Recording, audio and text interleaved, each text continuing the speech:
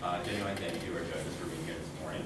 Introducing Ann Minnings from Ministry of Children and Family Development, Kate Lockhart from EMCO, Brent Bickerton from BMO, Lonnie Swanland from BC Investment Management Corporation, Mark DeFrias from Victoria Highlanders, and Guy Nasmith from Royal Roads. Competitors, you have 20 minutes to present. Immediately following your presentations, judges have 5 minutes of questions. We have our volunteer time keeper there to let you know how far into the presentation you are. No questions, comments, cell phones, or pictures are permitted from the audience. Please refrain from your applause until after the questions period is over. The audience is banned from any material that bears the name or symbol of the competing university, and we ask that you exit the room immediately following the question and answer period. Competitors, you may begin when you're ready. Mr. Grandin, good afternoon, and esteemed guests. Before I get into the presentation, I'd like to paint you a quick picture. Now imagine your storied franchise. The Cambria Eagles is a house, and now that house is on fire. You've got one of two options. You can either put out that fire, round up a team, put out that fire, make sure that you can salvage everything you can, and you can build for the future, or do you let that fire burn and just cut your losses there and move on. Now keep that in mind as we go through our presentation. My name's Nelson, and I'm here with my colleagues Amber and Corinne. So our recommendation for you today is to draw on community support to sustain your team. Now this will be touched on later in our presentation a little bit more. Our agenda today, I'll be taking you through our issue identification and analysis. Amber will take you through our decision criteria, our alternatives, and our recommendation. Corinne will take you through our implementation and our timeline. She'll pass it back to Amber to take you through our outcomes and our financials. And I'll end it with our risk and mitigation, evaluation, and our conclusion.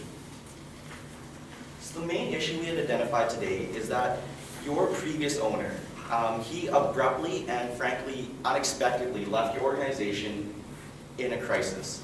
Now because of that, the financials needed to sustain your team are lacking, as well as there are volunteers that are needed. Because of him leaving, he has taken a core group of volunteers along with him, or potentially along with him.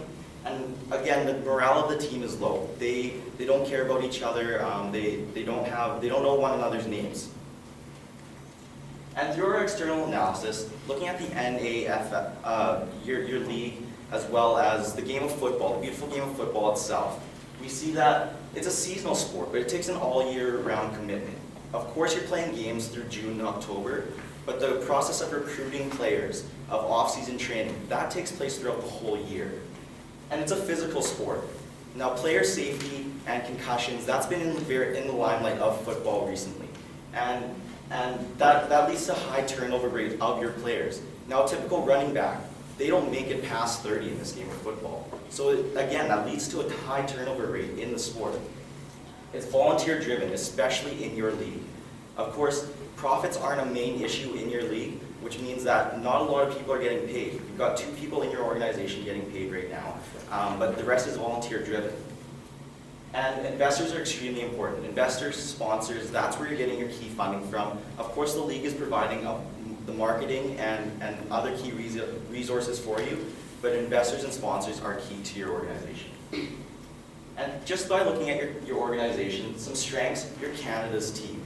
There's only 2 teams in Canada that play in this league. So anyone who follows this league, they're supporting one or the other, and we want to make sure that Cambridge is that team. The commitment from your key stakeholder is there. You, Mr. Grandin, have shown your support and shown your loyalty to the organization when times were tough, and you're willing to take that step up and make sure that this organization thrives. You've got support from the league itself, again, with the marketing and other key resources.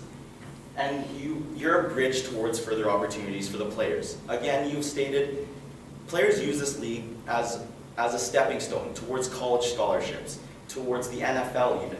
So that's a major strength and something that you guys can play on. Weaknesses, again, high turnover. With the owner leaving, there's internal turmoil, and right now you currently have no place to play.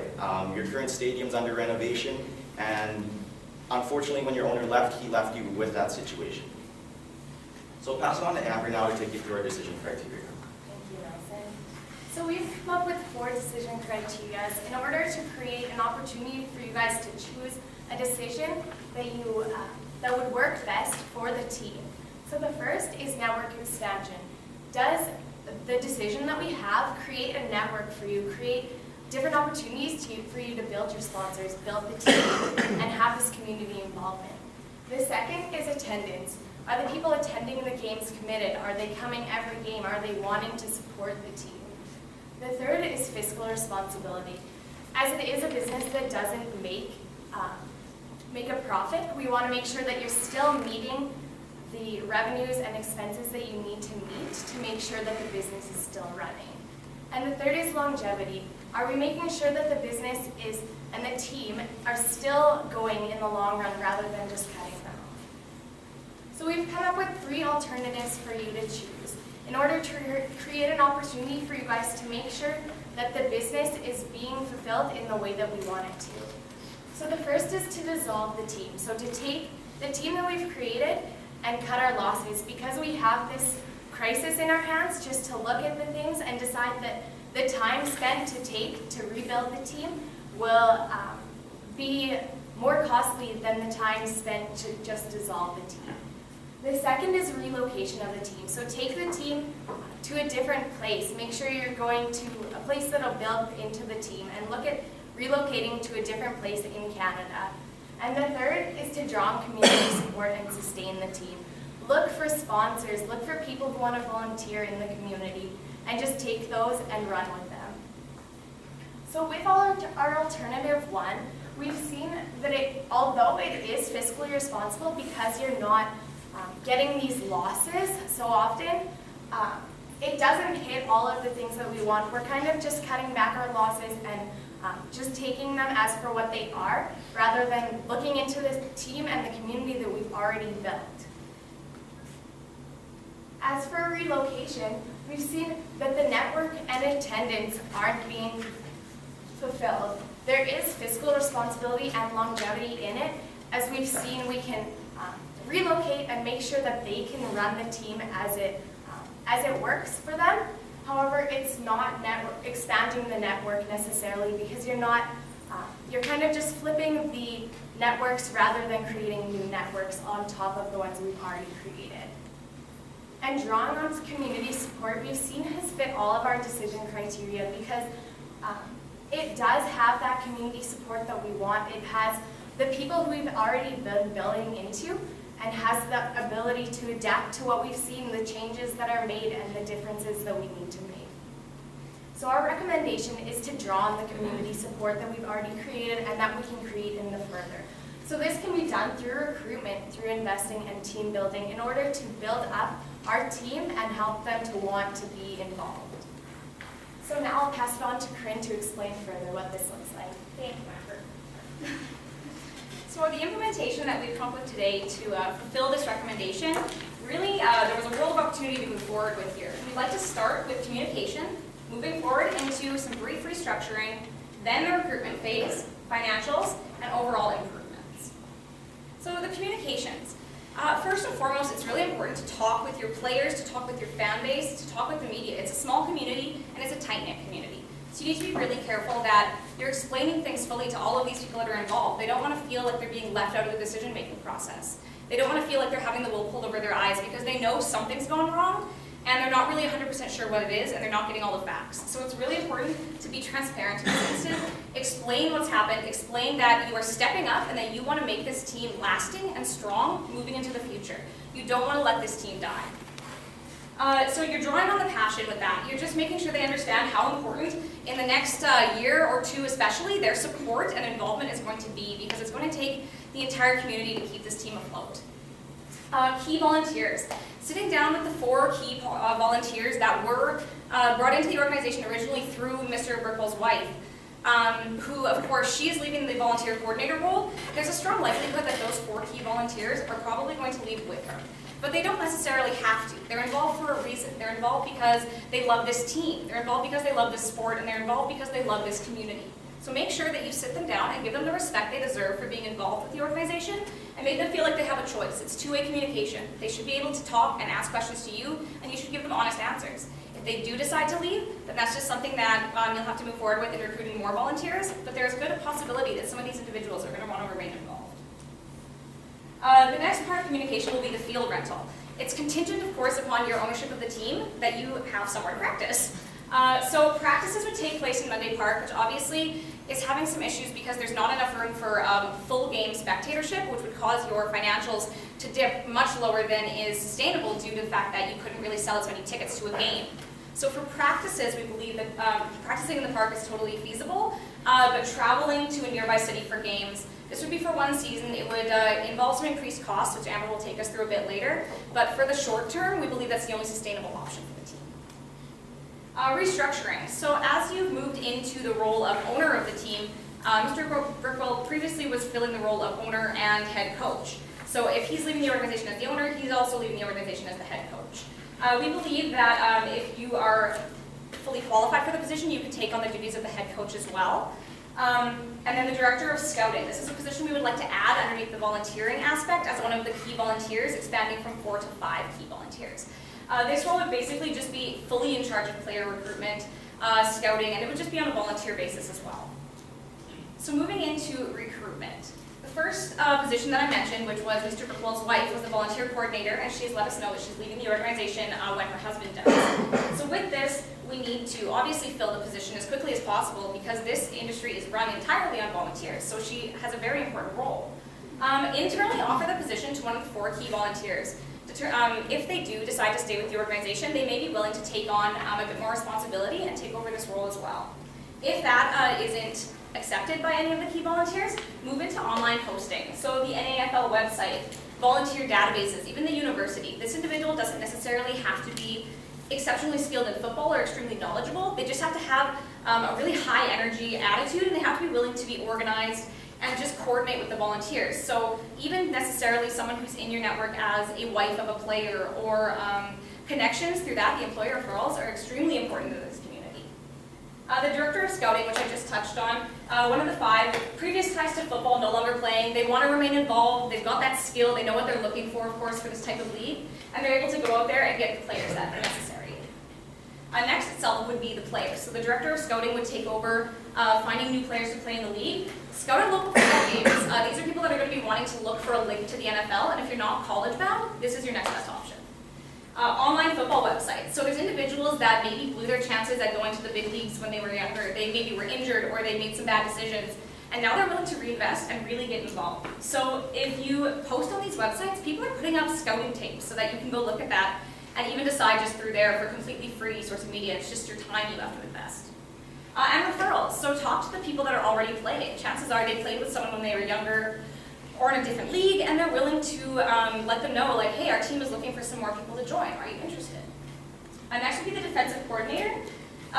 So just in this position, this is the position you were previously filling, and now you're moving up to the owner and head coach role. So your old position needs to be filled. Looking at local high schools for coaches, people who are coaching at that level are probably going to look at this as a step up from the high school level, not quite NFL. They're still able to do all of the commitments required in their own community. And then key volunteers. So this was as an if needed basis. If the current volunteers aren't interested in resuming their positions, you're going to need to fill those roles, and you're going to need to fill them rather quickly. So online postings, universities, and again, just referrals through individuals. This is such a different industry to be recruiting in because normally the value proposition you're offering is you're offering them wages and compensation for their time. In this industry, that's not what you can provide for these individuals. So you're looking for people that are already really bought into football and into this community. You're looking to get on people that are already have that level of buy-in, and now you just need to give them something to do. So our phase 4 is to go into the financials. Offer to Parsons and Brzezinski if they'd like to reinvest. So they were paid out when Ricknell left, but they weren't necessarily informed that you were going to be taking over the position and keeping the business afloat. They were under the impression that the business was being dissolved. So there is a chance they still might want to be involved. Of course, this is completely contingent. They may be just ready to kind of take their money and leave, but they helped build this team up from the ground into what it is today, which is a very huge, very successful league. And there's a really good chance that they're going to want to remain involved in that community. It's part of the legacy they built.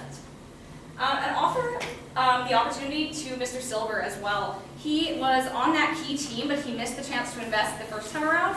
Give him that opportunity now. It might help increase his buy-in and help him not want to leave the organization. You did identify that was a risk, and we believe that it's necessary to keep him in the organization because he's been with it from the beginning. You want to reduce the amount of turnover and turmoil in the organization during these rough times, and he has a lot of knowledge to bring to the organization that it would be really good to keep with the team.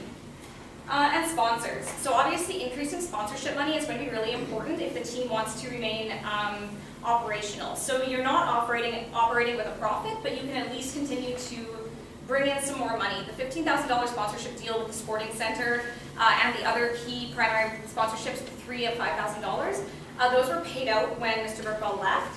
But it's entirely possible that they're willing to reinvest now again that they know the team is remaining operational. And you can create a sponsorship package, deliver it to other businesses, and see if anyone else is interested. Again, it's on the value. You can't necessarily provide any monetary gains for them, but you can provide exposure. You can provide a winning record, being part of a winning team, and just giving back to their community. A lot of businesses are really interested in the corporate social responsibility aspect of that. And improvements. Once the team has been leveled out, you've patched the holes in the boat, you can add on some extra things just so that people feel involved. Again, this is an organization based on people, so you need to appreciate your people.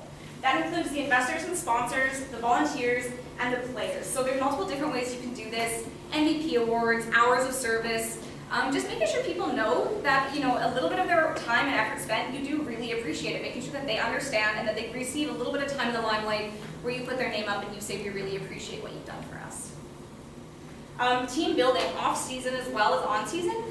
You almost made it to the championships and a team that didn't necessarily have a lot of bonding going on. If you continue to get them involved with each other all year long, that can just really help. It just increases the cohesion of the team. They want to play a lot better together, and they will play a lot better together. And a little bit of health and safety. There's no medical presence at the games. The turnover in this incredibly physical sport, you just want to have that safety backdrop. It's very easy to call the local medics and ask them if they'd like to come out to the games. Obviously free tickets because they're coming to really help you. But just having that presence at the games gives the players a bit more peace of mind as well. The timeline for this is obviously very short because the season will be starting up again in June. So if you want to be able to play in the upcoming season, you need to do the communication and the restructuring immediately in this month, which is November. You need to move forward to recruitment December through to May. Financials can start being addressed in the December part, but that will be ongoing, because it will be dependent, of course, on the field rentals and if you're able to return to your new field once the returfing is finished. And the improvements, wait until the current season starts before you actually start implementing these things because you need a little time behind the scenes to get things set up properly. So now I'll let Amber take you through the financials for everything. Thank you. So just quickly, with the previous budget you were operating on, it was $30,000. However, with the new situation that we have, with the new field rental, we're estimating about $22,000 for traveling fees just to get to that field for home games. So in comparison, it's about $22,000 change. As for our income, previously we had expenses of $110,000. So just looking at that, these are our best case scenario and worst case scenario. So with the previous average that we had before, our best case scenario is going to have more of a loss that we've had than we've seen previously, just through the traveling fees. With the best case scenario, with the worst case scenario, there's less tickets being sold at this new rental place, and just because there's the additional marshalling or everything, we just need to account that into our fee costs. As for our outcomes, we've just seen that the outcome is that everyone is working together towards this crisis, just making sure that we're all working into a team, creating this opportunity to build into the community and see those sponsors happening. So now I'll pass it on to Nelson. Thank you, Amber. So of course, with any new idea, no matter how great that idea is, there will be risks associated with them. So we've created a table here with our risks, a probability, so what is the chances of this risk happening, the impact to your organization if this risk were to happen, our trigger point. So what happens at this point to indicate that the risk is coming, and our mitigation of that risk. So our first risk, we just don't get enough sponsors. Now again, that's a medium probability, a high impact, and our trigger point is there's no sponsorship. And our mitigation is a loan from the bank. And players lose faith and quit, and again, our mitigation of that is just to amp up our external recruitment. Our third one is Brandon does not qualify or is interested in the head coaching position. Again, just looking at recruiting a new head coach or looking to offer it to Mr. Silver. Now through our evaluation here, just to go through it quickly for you, financially we want to gain more money through sponsorship, so just adding another $5,000, and our customer gain more fan base from the move. Internal processes, no more miscommunication. That's what we'd like to see. And learning growth, finish better in the standings, win a championship. Now, I didn't get to touch on this much, but through our question and answer period, if you have anything to talk about, then we can talk about it there. And just in conclusion, we want to build this team through our volunteers, through our staff, through our team to get to that house.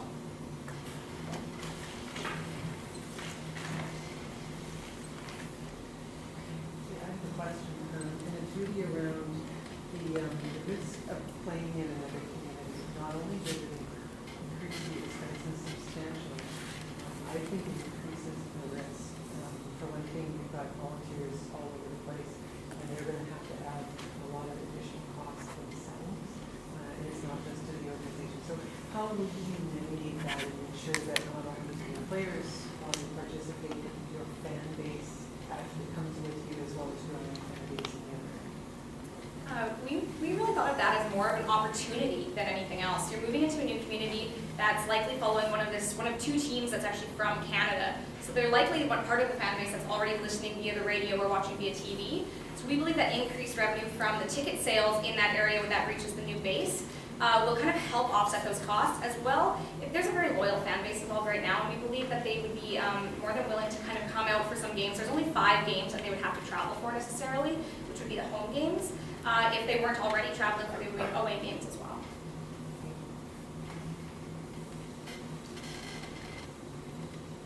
From a revenue and expenses point of view, it looks like you're taking a loss in your best and worst case scenario. Can you just dig into that a bit deeper on how it's acceptable as an organization to do that?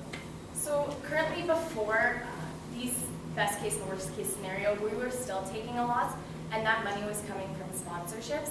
So just because this year is going to be different because of field rentals and stuff like that, we just want to make sure that we are getting those sponsorships, and that's why recruitment is so important. So we need to make sure that that money is coming in through recruitment. As well, just to touch on that, it's obviously very difficult as an organization to be operating at a financial loss. Finances are hugely important. But in this case, you've already identified that this isn't what the business is about. The business is about the game, it's about the community, and it's about the passion involved. It was already understood you'd be operating at a loss. This one is slightly larger, but we believe that can be offset in previous years and really be used as a bonding experience for the entire football community to come together, get through the hard part, and then move upwards in the coming years. I have a quick question to build on Anne's question about playing out of town. First of all, nice presentation. Great. My question is around sponsoring and moving out of town, because I think most of the sponsors are local restaurants. Did you talk about that at all? Because I love your response about opportunity rather than risk. So did you talk about that, the sponsorship with the team playing out of town? Yes, we did, as well as an opportunity for the new town that's looked into to provide some sponsorship. We were also believing that an automobile agency could provide potential, we'll rent out vehicles at a discounted rate for fans that are wanting to come to the game, proof of ticket purchase, and you can have a cheaper rate. Just another opportunity to kind of get your exposure out there and to build the community into the whole game base. Thank you.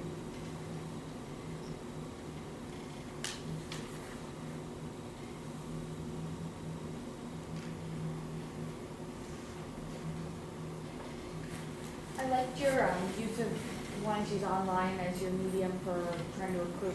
Do you see that as being responded well by the community, given that it is such a tight-knit community and they feel like that might go outside of their boundaries? Great. Of course, with recruiting, we're going to look for the best player possible. Now, of course, since it's a local community, that's why the director of scouting there. He's going to be there at as many games as possible, looking for those diamonds in the rough, as we'd call them. Looking for the local players that can come and contribute and that just aren't getting scouted nationally. But again, just looking online, we just want to try to find the best players possible to come contribute to our team and help you build towards that championship.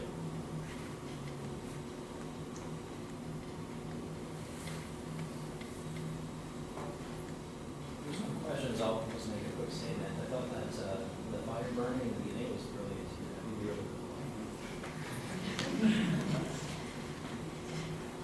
I like the fully